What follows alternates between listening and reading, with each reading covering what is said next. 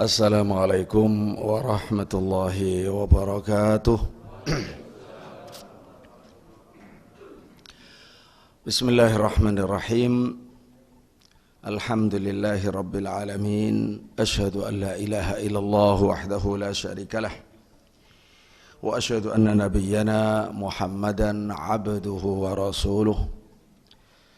Allahumma salli wa sallim wa barik ala nabiyyina Muhammad wa ala alihi wa sahbihi wa man sara ala nahjihi ila yaumiddin. Allahumma inna nas'aluka ilman nafi'a wa rizqan thayyiba wa amalan mutaqabbala wa zidna ilman wa fahma. Allahumma amin. Para takmir masjid yang kami cintai, para bapak, para ibu, para jamaah semuanya yang semoga senantiasa dirahmati oleh Allah Subhanahu wa taala. Allahumma amin. Alhamdulillah, dengan izin Allah Subhanahu wa taala pada pagi hari ini kita bisa dipertemukan oleh Allah, bisa bertatap muka, bisa berkenalan, bisa saling mengenal. Alhamdulillah, saya dari pesantren dan pesantren A'immah di Malang, kota Malang. Pesantren itu untuk SMP dan aliyah, pesantren A'immah itu untuk setelah SMA, setelah aliyah. Yang masuk di sana bisa S1, bisa S2, bisa S3 Bapak Ibu. Ya, itu masuk di Ma'had Ali A'immah. Ada jurusan kaderisasi dai, kaderisasi hafid, maupun muhafid, maupun ahli ruqyah. Insyaallah satu-satunya prodi ruqyah syariah yang berbasis tauhid dan menjadi wasilah dakwah tauhid itu hanya di tempat kita. Alhamdulillah. Kemudian selain itu Bapak Ibu ada AMQ, Akademi Muallimah Al-Quran, khusus untuk mencetak guru-guru Al-Quran putri, gratis semuanya, pendidikannya 100%. Alhamdulillah Bapak Ibu rahimakumullah, dipertemukan oleh Allah Subhanahu wa taala dalam masjid yang mulia ini, dalam ibadah yang terbesar, ibadah salat subuh berjamaah, kemudian ibadah zikir sampai syuruk, dan di hari yang besar. Bapak Ibu, hari ini ada 17 Agustus. Di tanggal yang sama, alhamdulillah, negara kita berdiri 79 tahun yang lalu, sehingga semuanya memperingati hari kemerdekaan ini. Begitu pula di tanggal ini Bapak Ibu, itu hari kelahiran saya. Makanya kenapa saya dinamakan Agus. Agus itu dari Pak Camat. Ya, waktu mendaftarkan ditambahi kata Pak Camat, itu 17 Agustus lahirnya, nggak bisa, harus tambah Agus. Jadi beliau yang nulis Agus Hasan Basori. Jadi kalau negara berumur 79 tahun, kalau saya 57 tahun. Dan untuk Hijriah 59, sudah 59 Bapak Ibu. 17 Agustus 1967. Bapak Ibu rahimakumullah, alhamdulillah, ya, di hari yang agung, yang besar, hari bergembira, semua merayakan kemerdekaan. Maka pada pagi hari ini kita akan belajar salah satu konsep daripada kemerdekaan, bahkan salah satu kewajiban dalam mengisi kemerdekaan, yaitu kewajiban untuk bertawassul kepada Allah. Nah, bertawassul kepada Allah itu penting, ini penting sekali untuk kita pelajari. Karena bertawassul itu maknanya bertakarrub, Bapak Ibu. Bertakarrub kepada Allah. Pentingnya bertakarrub kepada Allah. Nah, Bapak Ibu rahimakumullah, kalau bertawassul itu maknanya bertakarrub, kemudian bertakarrub itu pasti menggunakan wasilah. Bertawassul itu menggunakan wasilah. Kita bertawassul itu mendekat. Mendekat itu yang paling cepat, mendekat bisa dengan jalan kaki Bapak Ibu. Tapi yang paling cepat kalau kita menggunakan kendaraan. Lebih cepat lagi. Makanya wasilah itu kendaraan. Harus mendekat kepada Allah dengan berkendara, bukan hanya dengan berjalan. Maka berkendara itu adalah wasilah yang mempercepat kita kepada Allah. Kalau bertawasul sama dengan bertakarrub, kalau wasilah sama dengan qurbah. Qurbah. Mari kita pelajari yang di dalamnya adalah konsep kemerdekaan juga, bagian dari kewajiban mengisi. Bapak Ibu rahimakumullah, di dalam Al-Quran, kata al-wasilah itu hanya ada 2 kali. Tidak ada yang ketiga, tidak ada yang keempat. Maka ini penting. Dan itu dalam bentuk diperintah oleh Allah. Satu diperintah, satu dalam bentuk berita. Berita itu pun berisi perintah dan larangan. Ya. Ada di dalam surat Al-Ma'idah ayat 35 dan surat Al-Isra ayat 57. Maka penting sekali untuk memahami judul tadi, sekaligus untuk melaksanakannya harus memahami 2 firman Allah ini. Baru setelah itu Bapak Ibu, kita akan membahas tentang bertawasul dalam doa. Jadi yang pertama ini bertawasul dalam beribadah. Yang kedua nanti bertawasul dalam doa. Tentu berbeda. Makanya kan judulnya bertawasul saja, karena sifatnya punya keumuman. A'udzubillahi minasyaitonirrajim. Ya ayyuhalladzina amanu ittaqullah wabtaghu ilaihil wasilata wajahidu fi sabilihi la'allakum tuflihun. Pertama, ya ayyuhalladzina amanu, kita dipanggil. Kita dipanggil bukan dengan nama, bukan dengan bangsa, tapi dengan perbuatan yang paling mulia di dunia. Perbuatan iman. Siapapun punya kesempatan sama.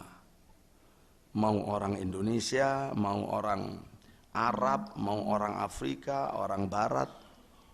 Siapa saja yang mau, monggo. Harus melakukan amal terbaik namanya iman. Kalau sudah beriman, bersyahadat, baru dipanggil oleh Allah, ya ayyuhalladzina amanu. Kalau belum bersyahadat, ya masih manusia keumumannya, umumnya manusia. Dipanggil sama Allah. Tapi ya ayyuhan nas, ittaqu rabbakum. Ya, alladzi khalaqakum. Ya ayyuhan nas ittaqu rabbakumul ladzi khalaqakum walladzina min qablikum la'allakum tattaqun. Kita dipanggil tapi cuma manusia keumumannya. Hai manusia, masuk di situ orang ateis, orang Yahudi, Nasrani, orang agama paganisme, penyembah berhala, masuk semuanya. Tapi kalau ini khusus, panggilan khusus Bapak Ibu. Panggilan ya ayyuhalladzina amanu itu menenteramkan, dan ini khusus orang-orang yang sudah bersedia mengikuti Allah dan mengikuti Rasulnya sallallahu alaihi wasallam. Ya ayyuhalladzina amanu, wahai orang-orang yang beriman. Beriman itu maknanya apa? Beriman itu maknanya at-tasdiq al-mustalzim lil khudu wal id'an. Membenarkan tapi membenarkan yang menuntut kita untuk tunduk dan taat. Kalau hanya membenarkan saja belum iman, ya saya percaya Allah memang Tuhan, Muhammad Nabi, cuma percaya saja. Disuruh baca syahadat enggak mau, suruh sholat enggak mau. Ya seperti iblis lah Bapak Ibu. Beriman, percaya, suruh sujud enggak mau. Ya diperintah oleh Allah sujud kepada Adam, tidak mau. Nah itu dia tasdik kepada Allah, tasdik, tapi kan tidak khudu, tidak id'an, maka tasdiknya tidak berguna. Jadi beriman itu Bapak Ibu adalah at-tasdik al-mustalzim lil khudu wal id'an.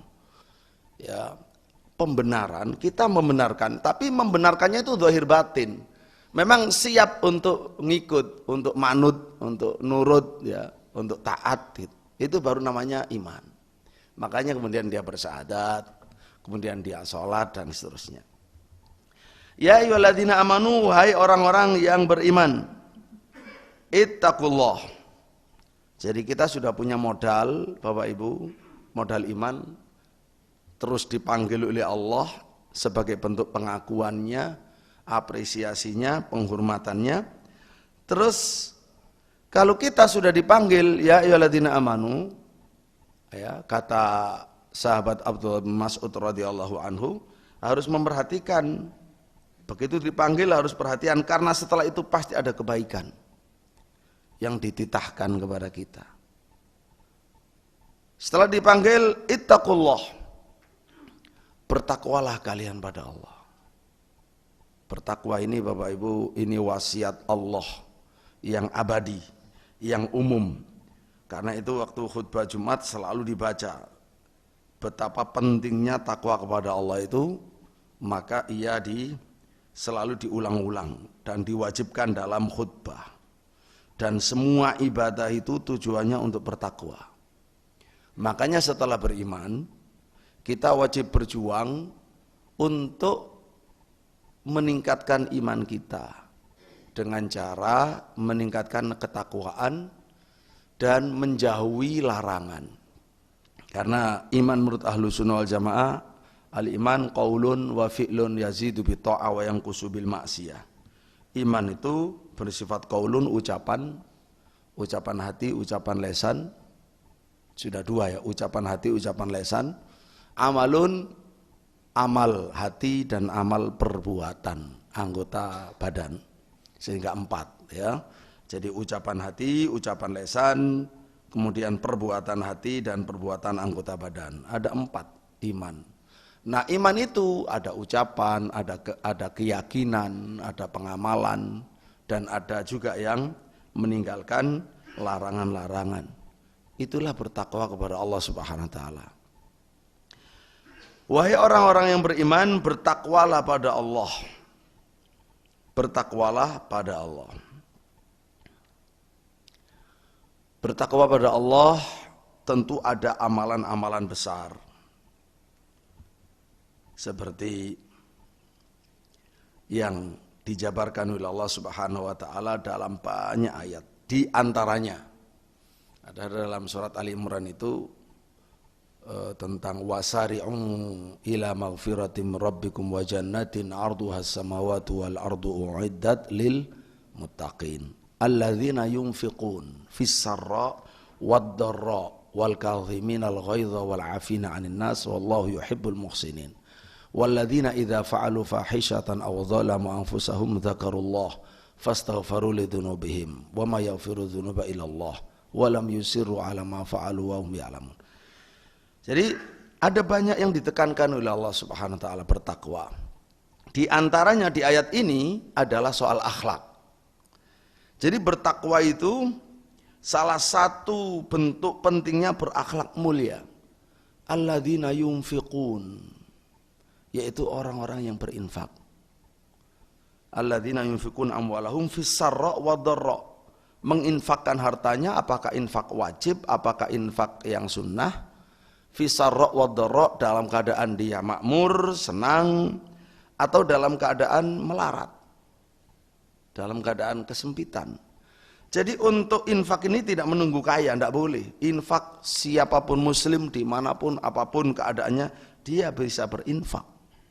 Masing-masing sesuai dengan keadaannya. Allah tidak melihat sedikitnya jumlah yang diinfakkan, tapi ketulusan hatinya itu yang membedakan Bapak Ibu. Ya, yunfikun fis sarra wad dharra.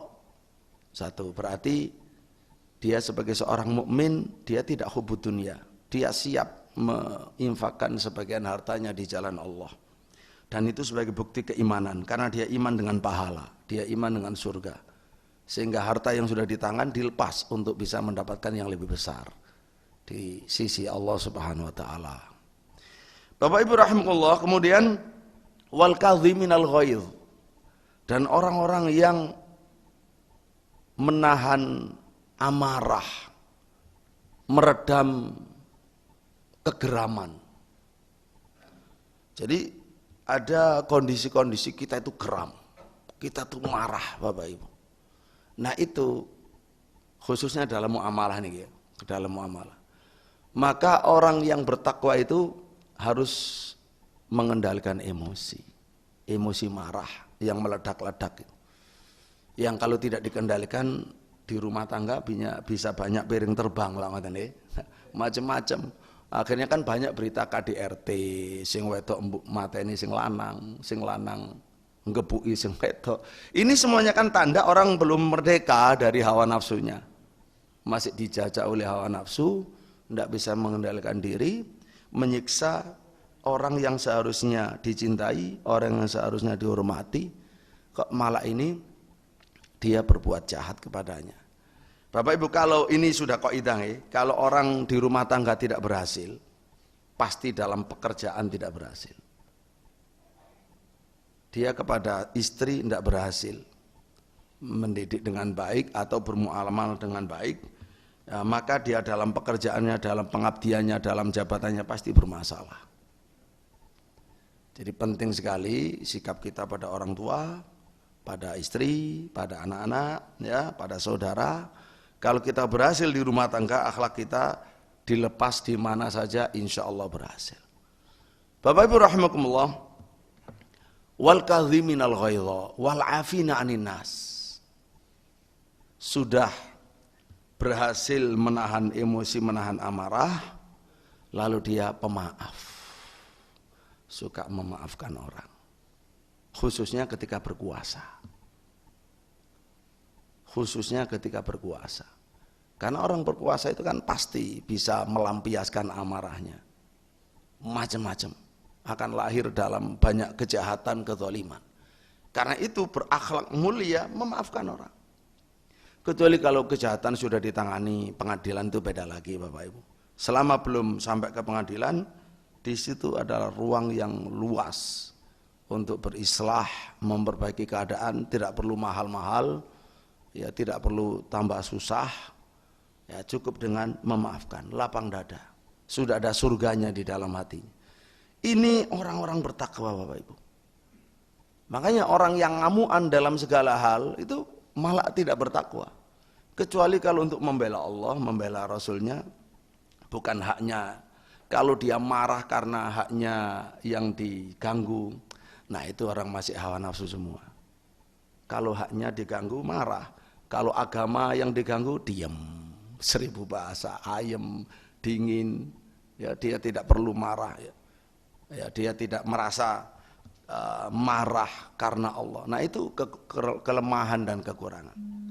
Baik, wallahu yuhibbul muhsinin, Allah suka orang yang ihsan. Itu malah Islamnya tinggi Bapak Ibu. Itu dalam ranah muamalah. Terus kemudian apalagi setelah itu, sebentar aja di situ untuk contoh bertakwa itu seperti apa.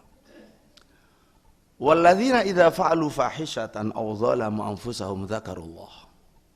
Orang yang melakukan perbuatan keji atau menzalimi diri sendiri, langsung segera, enggak pakai lama, segera ingat Allah, segera bertobat. Ini artinya Bapak Ibu, wali-wali Allah itu bisa berbuat salah. Tapi bedanya dengan kita-kita ini, kalau wali-wali Allah itu cepat segera kembali ke jalan yang benar. Mudah sekali, langsung ingat Allah, langsung bertobat, meninggalkan kesalahannya, dan jarang-jarang. Kalau wali itu jarang berbuat salah, tapi begitu salah cepat untuk kembali. Itu wali-wali Allah. Siapapun ya wali Allah kalau sifatnya demikian, artinya kekasih-kekasih Allah. Walam yusiru ala ma fa'alu, tidak terus-terusan melakukan dosanya, kezalimannya, kejahatannya. Wahum ya'lamun, padahal dia tahu loh, sebenarnya dia tahu kalau itu tidak baik, tidak benar, zalim. Tapi ya kan belum merdeka, dijajah oleh hawa nafsunya, dijajah oleh setannya begitu. Bapak Ibu rahimakumullah, baik. Sudah ya. Begitu kita beriman dipanggil bertakwalah pada Allah. Setelah bertakwa pada Allah ada perintah apa lagi Bapak Ibu? Wabtaghu ilaihil wasilah. Carilah kepada Allah kendaraan untuk mendekat, wasilah. Loh, tadi kan bertakwa itu sudah wasilah. Iya, betul. Berarti sebenarnya perintah ini, carilah wasilah. Wabtahu itu maknanya utlubu, carilah. Al-wasilata itu kan kendaraan, al-qurbah, ketaatan. Loh, takwa kan sudah ketaatan. Iya, betul. Loh, kok ada perintah ini lagi? Ini artinya khusus Bapak Ibu. Ini namanya dzikrul khos ba'dal am. Penyebutan khusus setelah umum, permintaan khusus setelah umum. Berarti ini lebih khusus lagi dari takwa. Wabtaghu ilaihil wasilah. Apa itu pengertiannya? Bapak Ibu rahimahullah, pengertiannya adalah al-amalu bima yurdihi. Al-qurbah berarti maknanya di situ adalah al-amal bima yurdillah. Mengamalkan apa-apa yang Allah ridho. Loh, takwa kan Allah ridho, iya. Ini harus lebih khusus dari takwa. Berarti amalan-amalan khusus yang Allah lebih senang, lebih ridho, lebih cinta kepadanya. Masya Allah. Jadi ini taksis Bapak Ibu. Apa itu bentuknya? Nanti kita terangkan. Bentuknya adalah ada yang disebut dengan amalus sirri. Amal soleh, bentuk dari takwa, tapi khusus. Biasanya amal rahasia. Al-khobi'ah, al-kholisoh. Amalan yang disembunyikan. Jadi nilainya, nilai keridhaan Allah kepadanya itu tinggi. Melebihi dari ketakwaan biasa. Dalam hal apa saja, masing-masing profesi dia punya Bapak Ibu. Punya amalan takwa yang khusus, yang orang lain mungkin tidak punya. Karena dia punya kedudukan yang khusus. Ya nun sewu, ya. Misalkan di sini ada yang hakim, ada yang jaksa, ada yang polisi, ya, ada yang di pemerintahan, ada yang di TNI, ada yang pedagang, ada yang kiai, ada yang rakyat biasa, ada yang pegawai biasa, ada yang itu kan dia punya amanah khusus. Kalau masing-masing menjalankan amanah itu dengan baik, dengan sempurna, wabil khusus itu adalah karena Allah dan di jalan Allah.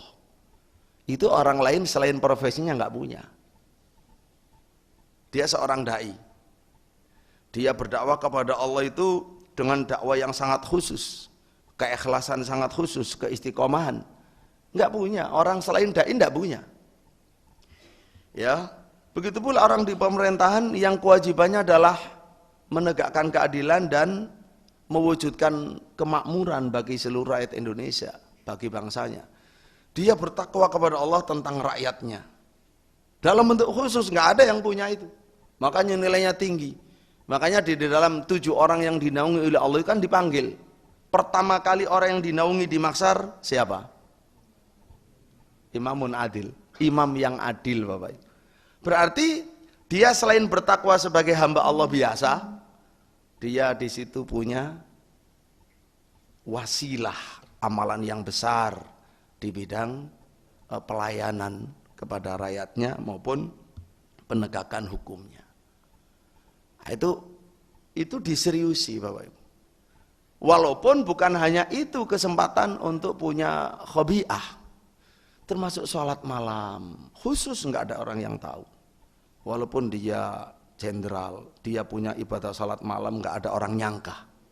Dia punya ibadah membaca Quran tidak ada orang yang tahu. Dia punya ibadah merawat anak yatim tidak ada yang tahu.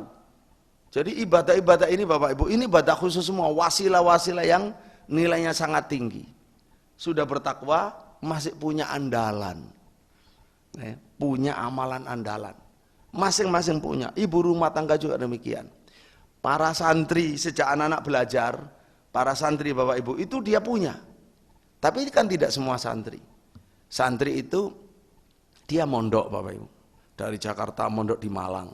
Di Al-Um di pondok kita ini ada yang dari Taiwan, dari Malaysia, dari Kamboja, dari seluruh Indonesia, dari Jakarta sini ada ya. Semua dari Indonesia. Seluruh Indonesia. Ya, kemarin yang datang ke Al-Um untuk perbandingan itu dari dua ustadz dari Merauke. Mau bikin pesantren di sana, belajar dulu ke Al-Um, mau bikin SMP. Alhamdulillah. Nah, ketika dari jauh-jauh itu sudah mengantar perjuangan sendiri bagi bapaknya. Anaknya berjuang, tidak ketemu, taat di pondok, diproses dengan segala macam kegiatan, mulai dari akhlaknya. Nomor satu kalau di pondok kami itu akhlak Bapak Ibu. Akhlak nomor satu. Makanya mutu pondok kami beradab dan berprestasi. Itu mutu pondok, beradab dan berprestasi.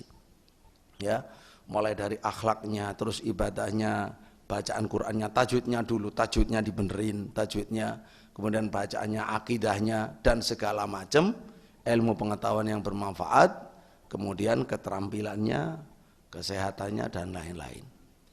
Nah, di dalam mencari ilmu melalui pesantren itu ada perjuangan khusus, perjuangan tersendiri, karena sifatnya takhusus Bapak Ibu, mempelajari agama dengan mendalam.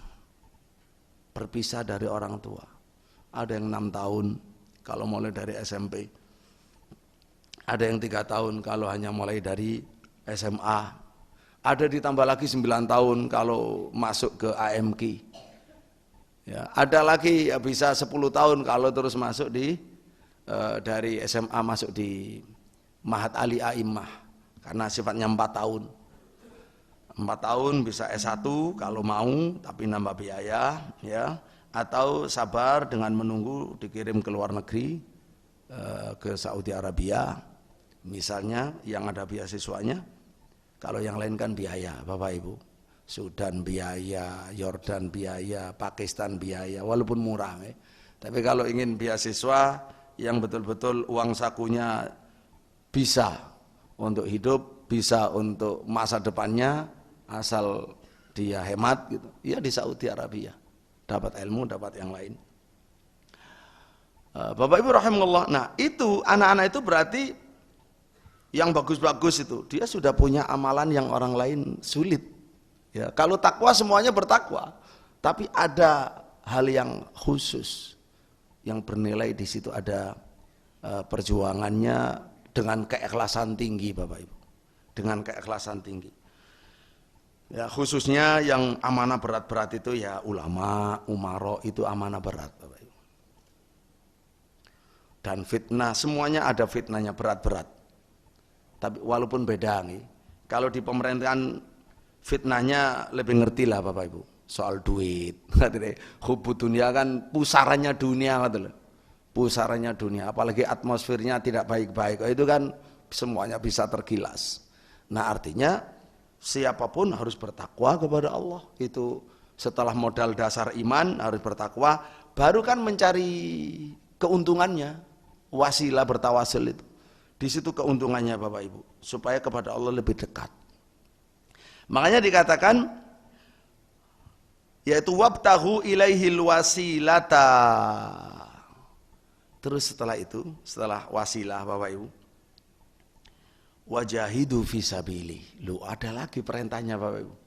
Sudah beriman disuruh bertakwa. Setelah itu naik lagi disuruh cari wasilah. Wasilah itu ibadah bukan doa, nanti ada sendiri. Nah, termasuk doa itu nanti ada sendiri, termasuk di dalamnya. Wajahidu fisabilihi, dan berjihadlah di jalan Allah. Masya Allah. Apa itu berjihad? Berjihad itu kan bahasa Arabnya badlul wus'i, badlul juhdi, ya, lil wusuli ilal ghayah. Mengerahkan segala kemampuan, segala tenaga, segala potensi secara maksimal untuk sampai kepada tujuan. Bapak Ibu, kalau kita bicara negara, butuh perjuangan panjang untuk bisa meraih kemerdekaan. Itu perjuangan semua. Perjuangan melawan penjajah. Kemudian untuk persiapan kemerdekaan, supaya punya konstitusi, undang-undang dasar, tata aturannya bagaimana, itu butuh perjuangan sendiri. Bagaimana berjuang, luar biasa perjuangannya para pendiri bangsa itu yang punya tekad untuk membuat negara bersama, yang muslim nasionalis dan muslim sekuler. Itu kan perang, itu perang mulai mau bikin negara sampai hari ini, tadi belum selesai. Itu luar biasa perjuangannya. Akhirnya berhasil menekan ego masing-masing untuk mencapai tujuan bersama. Maka punya Pancasila, punya Undang-Undang Dasar 45. Melakukan kesepakatan bersama untuk mencapai kemerdekaan. Karena dijajah itu tidak enak, Bapak Ibu. Sehingga masih lebih baik kita bersama-sama bersatu. Walaupun ketika sudah baru diproklamirkan kan dapat ancaman dari timur, buangan 7 kata, kalau enggak kami akan keluar dari Indonesia, kan ya. Umat Islam ngalah lagi, Bapak Ibu, ngalah dan ngalah. Nah, oleh karena itulah dari pondok kami insya Allah akan segera menerbitkan buku bagus sekali, Pancasila, hadiah umat Islam untuk bangsa Indonesia. Kita sebagai muslim, Bapak Ibu, tidak boleh tidak tahu sejarah. Harus tahu betul sejarah perjuangan pendiri bangsa bagaimana, terus maunya mereka apa, terus keinginan mereka dari kita itu apa. Ya. Kalau kita ingin, Bapak Ibu rahimakumullah, untuk menciptakan negeri ini baldatun thayyibatun wa rabbun ghafur, ya orang-orang muslim wajib terlibat dengan keislamannya, akidah Islam, akhlak Islam, masuk dalam pemerintahan, menegakkan keadilan, melaksanakan amanah, sing bagian gawe undang-undang dengan bertakwa kepada Allah, bukan asal-asalan. Kan dia berpancasila dan agamanya Islam, ya sudah, laksanakan, itu konstitusional. Jadi begitulah perjuangan wajah itu. Ada perjuangan merebut kemerdekaan, ada untuk mempersiapkan kemerdekaan, ada untuk mempertahankan kemerdekaan, sama ada resolusi jihad itu, ada kemerdekaan, perjuangan mengisi kemerdekaan. Makanya umat Islam yang mayoritas tidak boleh minim peran karena penonton saja, ya harus maksimal peran. Kan logis, itu logis dan juga konstitusional dan juga syar'i, diperintah sama Allah.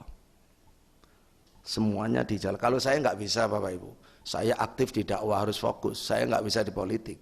Monggo yang di politik umat Islam untuk mewakili umat Islam yang lain. Jadi agar kita bisa mengatur di negeri sendiri, mengatur diri sendiri di negeri sendiri. Bukan selalu menunggu terserah diatur kaya apa, terserah aku manut, itu kan bukan begitu. Kalau ingin masuk melaksanakan perintah Allah, wajahidu fisabilih, dan berjuanglah di jalan Allah, kerahkan kemampuanmu di jalan Allah, tapi bukan di jalan pribadi, golongan, mboten, di jalan Allah. Jadi tentara di jalan Allah, jadi bagian BNN berantas narkoba di jalan Allah. Terus terang Bapak Ibu, kita itu memang miris ya, banyak sekali kekurangan-kekurangan. Khususnya dalam BNN itu saya masih ingat sekali. Sebelum di bawah tahun 2015 itu kan ada 2015 jargonnya, jargon BNN yang saya ingat. 2015 Indonesia bebas narkoba. Ada yang ingat ya? Karena saya kan perhatian di bidang pendidikan selalu. Itu akhirnya saya ketemu dengan kantor pusat BNN, ketemu di Maluku di hotel. Saya dakwah, nah beliau-beliau ini bertugas, ketemu ngobrol. Dari mana, Bu? Dari BNN pusat. Oh, ada tugas nih. Nah, banyak di situ. Nah, itu sudah setelah 2015 ketemunya. Ngobrol dan saya juga sudah membaca termasuk laporan terkini terakhir dari BNN waktu itu sebelum ketemu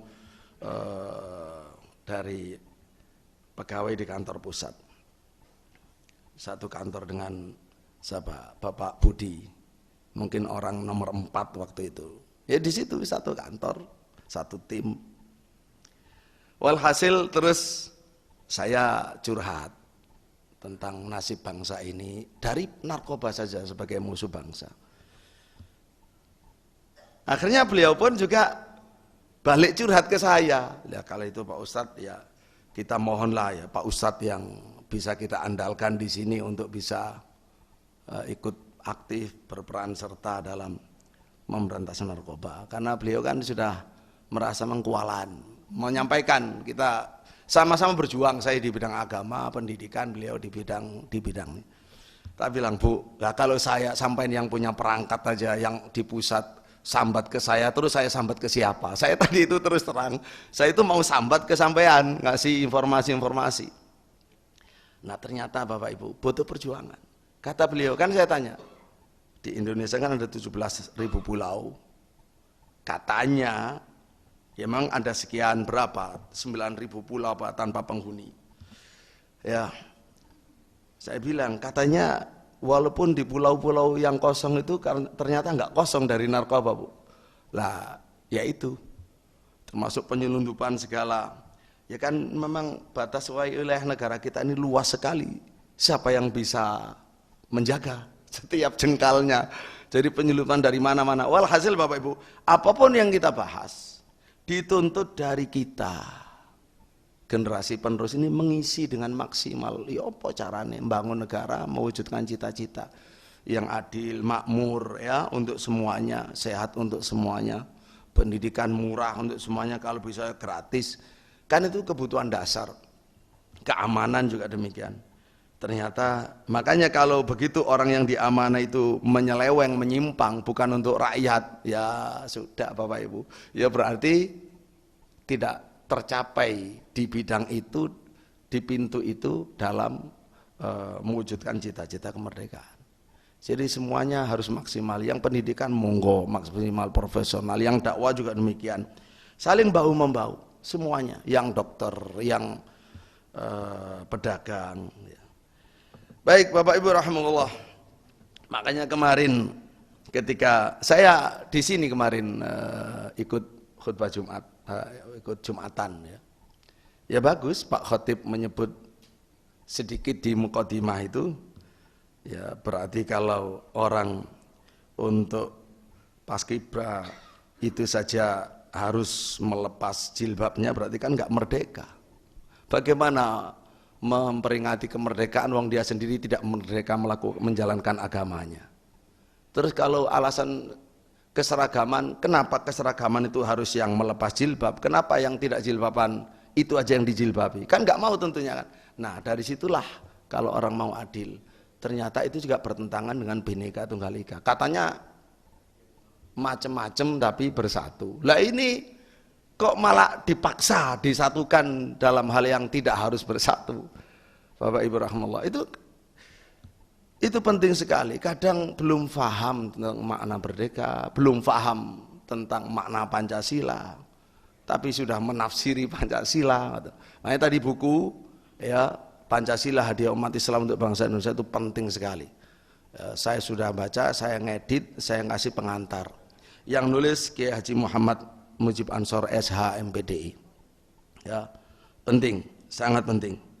Baik, wajahidu fi sabilihi la'allakum tuflihun. Supaya kalian tuflihun. Tuflihun itu Bapak Ibu sukses dan beruntung. Beruntung itu apa? Mendapatkan apa yang dia cita-citakan dan selamat dari apa yang ia khawatirkan. Nah, itu namanya orang yang berhasil.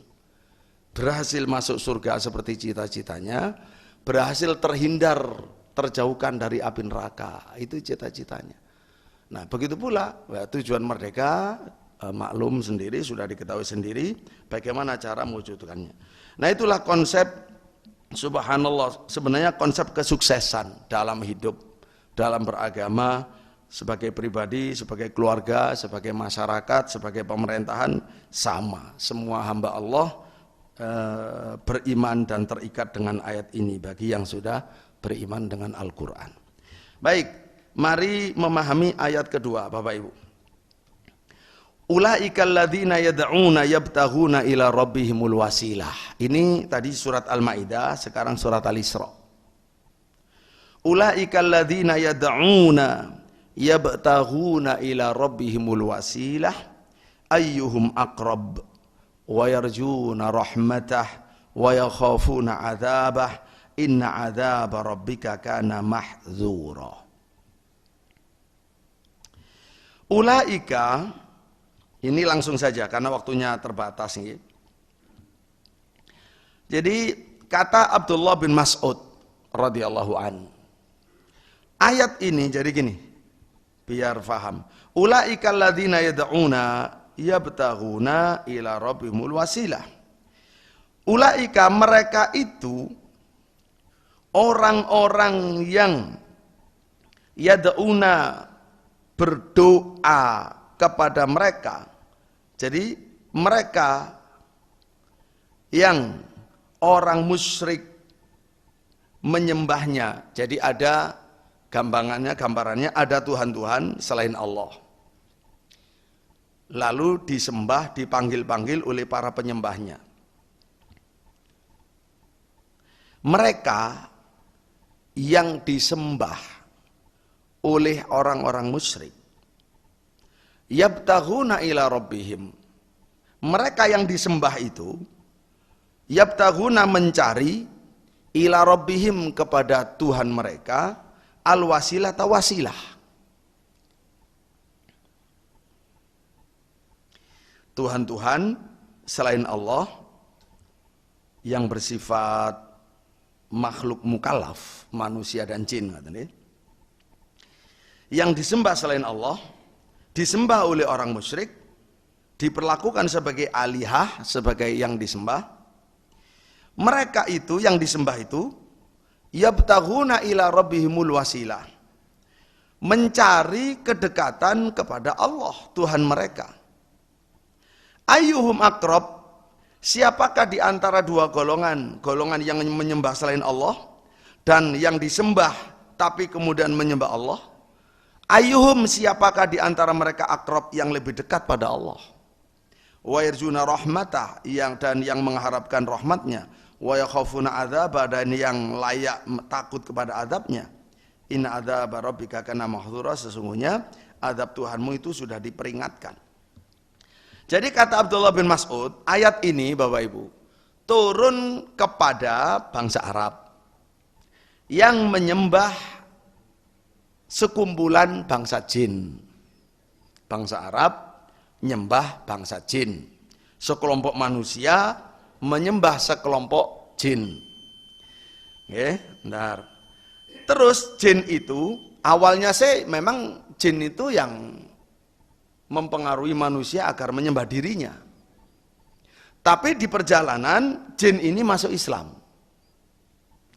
Dalam perjalanannya, setelah menyuruh orang menyembah dirinya, lalu disembah, saling tolong menolong dalam kesyirikan, yang manusia menyembah jin, yang jin memberi pelayanan kepada manusia, terus jin-jin ini masuk Islam. Jin masuk Islam. Dan manusia tidak tahu kalau jin yang disembah sudah masuk Islam. Jin yang disembah ya itu masuk Islam, manusianya tidak tahu. Terus jinnya ini rajin menyembah Allah. dan tidak tahu menau, nggak mau tahu dengan orang yang musyrik ini sama sekali. Tapi orang musyriknya, manusia musyriknya, hari-harinya itu menggantungkan pada jin, bertepuk sebelah tangan. Wes nggak ada hubungan, jinnya sudah tidak tahu menau sama sekali. Tapi mereka terus menyembah jin, padahal jinnya sudah menyembah Allah. Lucu nonton, lucu. Gambaran ini lucu Bapak Ibu, syirik ini ya. Nah, ditanya sama Allah, ayyuhum akrab. Kata Ibnu Mas'ud radhiyallahu anhu, jadi jin sudah masuk Islam dan beribadah kepada Allah, mencari wasilah kepada Allah semaksimal mungkin, tapi manusianya masih dalam kejahiliaan nyembah jin, ya, maka siapakah yang lebih dekat pada Allah, manusianya atau jinnya? Jinnya, jinnya ternyata yang lebih dekat kepada Allah, yang selalu yang lebih pantas untuk mengharapkan rahmat Allah, untuk takut kepada adab Allah. Sementara manusia dalam kejahiliaan. Nah itu wasilah. Jadi dikatakan oleh para ulama, semua yang saya terangkan ini bisa diambil dari kitab tafsir Imamul Mufassirin Ibnu Jarir At-Tabari rahimahullah. Ya, Ibnu Jarir At-Tabari rahimahullah. Dan juga tafsir Ibnu Katsir. Itu begitu, bahwa oleh karena itulah yabtaghuna ilal wasilah itu artinya yataqarrabuna ilallah bil a'malis shalihah. Mendekatkan kepada Allah, mendekatkan diri pada Allah dengan amal-amal soleh. Wabil khusus dengan amal-amal yang paling dicintai oleh Allah, yang paling diridhai oleh Allah, yang kita sebut tadi amalan khusus. Nah, sebagai penutup, Bapak Ibu rahimahullah, sebagai penutupnya ini, setelah itu monggo terserah, ini waktunya sholat syuruk nih. Nah, sekaligus betapa pentingnya satu mencari wasilah amal soleh yang paling ikhlas, yang kedua betapa pentingnya mencari wasilah dalam doa. Bapak Ibu kalau panjangan berdoa itu penting dan dapat jaminan diijabahi sama Allah. Tapi lebih penting lagi kalau kita ada wasilah di dalam doa itu. Apa wasilah? Kalau doa kan begini Bapak Ibu ya. Ya Allah, ampunilah aku. Itu doa. Tapi kalau begini Bapak Ibu, ya Allah, dengan keikhlasanku dalam berislam, perjuanganku bagaimana berhijrah dari kehidupan jahiliyah menuju kehidupan Islam, aku berusaha mendekat kepadamu, taat padamu, menjauhi larang-laranganmu yang itu sudah biasa aku lakukan sebelumnya. Dengan susah payah saya meninggalkan apa yang kamu larang, semuanya karenamu. Begitu pula aku dicibir oleh banyak orang, aku tetap bertahan di jalanmu. Semua karena keikhlasanku, keimananku, dan takzimku kepadamu.